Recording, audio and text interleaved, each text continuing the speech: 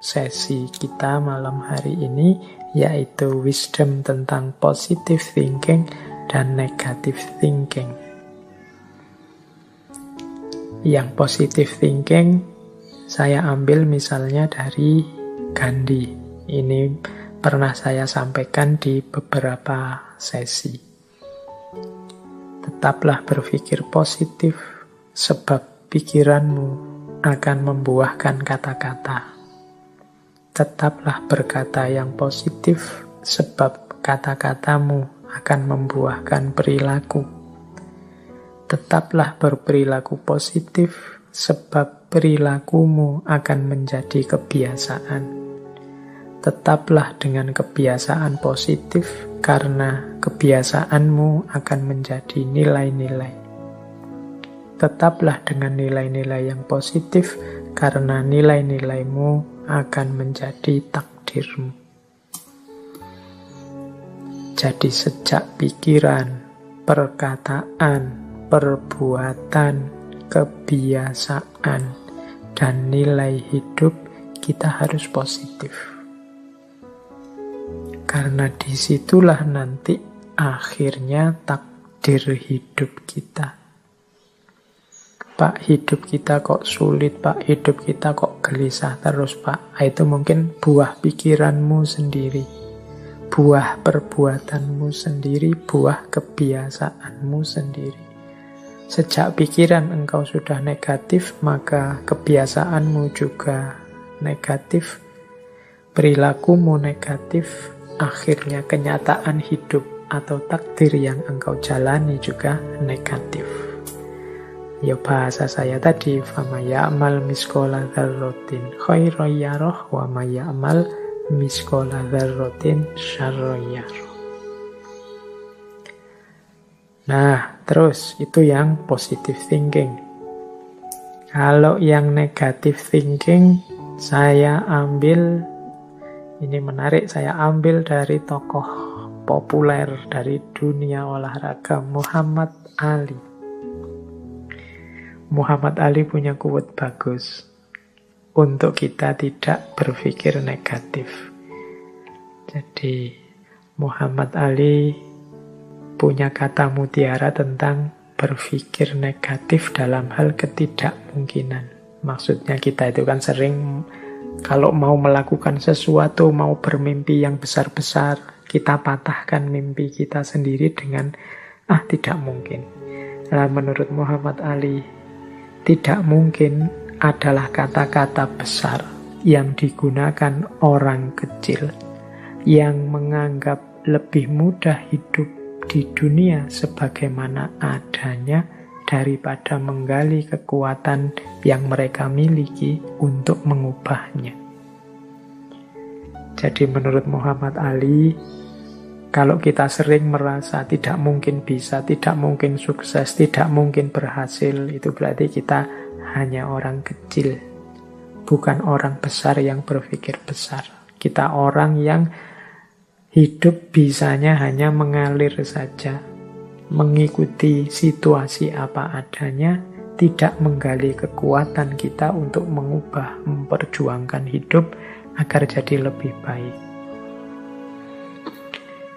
Tidak mungkin itu bukan fakta, namun opini.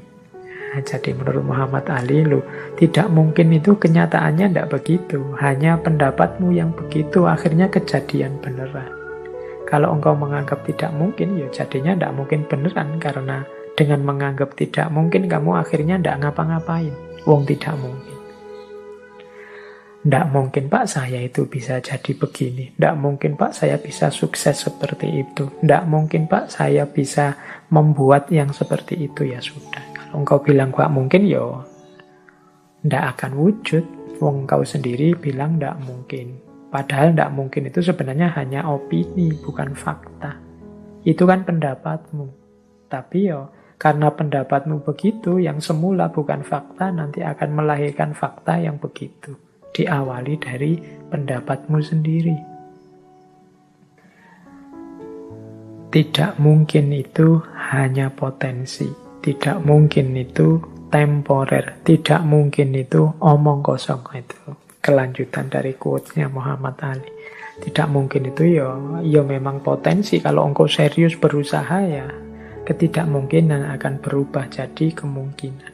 Tidak mungkin itu temporer. Mungkin saat ini memang tidak mungkin, tapi kalau engkau serius mengusahakan yang tidak mungkin bisa jadi mungkin. Maka tinggalkan kata-kata tidak mungkin. Tidak mungkin itu omong kosong belaka. Ini contoh dari negative thinking. Jadi orang yang berpikir negatif itu kan sering antara lain untuk hal-hal yang besar dan penting dia jawabnya tidak mungkin. Baik.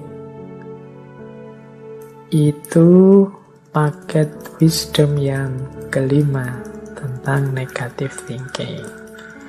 Oke teman-teman, ini waktunya sudah mau habis.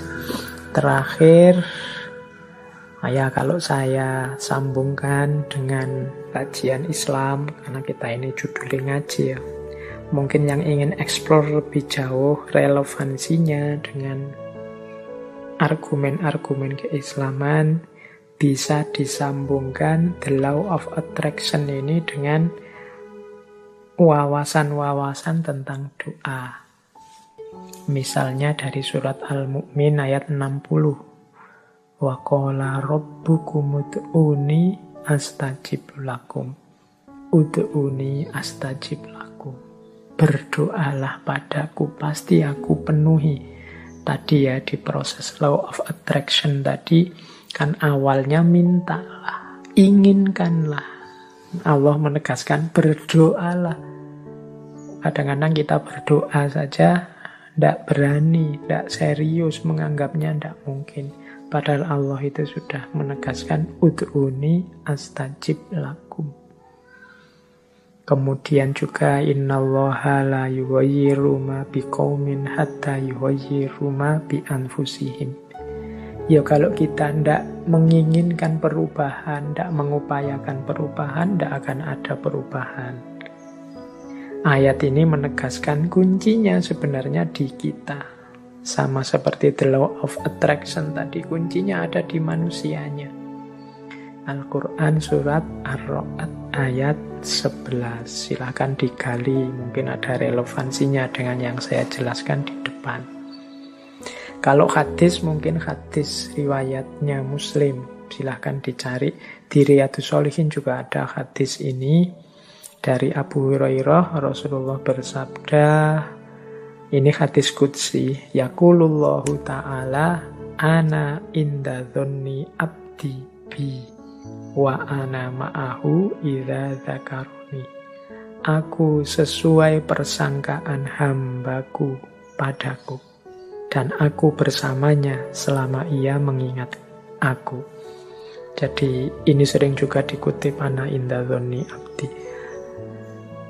Pikiran kita itulah yang nanti akan mewujud sesuai persangkaan kita. Kalau kita berpikir yang positif-positif, dzon kita isinya yang baik-baik, husnudzon, yaitu nanti yang akan diwujudkan oleh Allah, itu yang akan terjadi. Tapi kalau isinya yang jelek-jelek, prasangka-prasangka kita negatif, yaitu juga yang nanti akan mewujud. Terserah persangkaan hambaku padaku. Kalau engkau menganggap Allah maha penyayang, maha pemurah, ana inda dhonni abdi, demikian juga sebaliknya. Ya silahkan, mungkin ada yang tertarik mau meneliti teori the law of attraction ini. Kalau dalam perspektif Islam dengan Al-Quran dan hadisnya mungkin ada kesamaan-kesamaan tertentu dengan ayat-ayat atau hadis-hadis atau pandangan para ulama tertentu. Yo, mungkin ada yang, Pak, kalau begitu apa ndak cocokologi? Kan sekarang banyak kritik-kritik kalau ada orang mengeluarkan gagasan terus disebut cocokologi, mencocok-cocokkan saja. Yo, perlu diketahui dalam ranah esoteris dalam ranah yang lebih spiritual, kebenaran-kebenaran itu bertaut. Jadi ketemu. Isinya memang mirip dan bahkan sama. Dalam Islam ada cinta, dalam Kristen ada cinta, dalam Buddha ada cinta, dalam Hindu ada cinta, dalam khazanah peradaban-peradaban kuno ada cinta. Ini tidak bisa kemudian disebut, kalau saya membicarakan cinta kemudian menyambungkan antara tradisi Islam dengan tradisi yang lain, disebut cocokologi, karena memang kebenaran-kebenarannya bertaut, nyambung. Ya, nanti teman-teman bisa memperbandingkan. Kan kajian kita ini sudah 200-an lebih. Nah, itu di situ ada kesamaan-kesamaan, khususnya ketika mulai masuk ke ranah rohaniyah, ke ranah spiritual.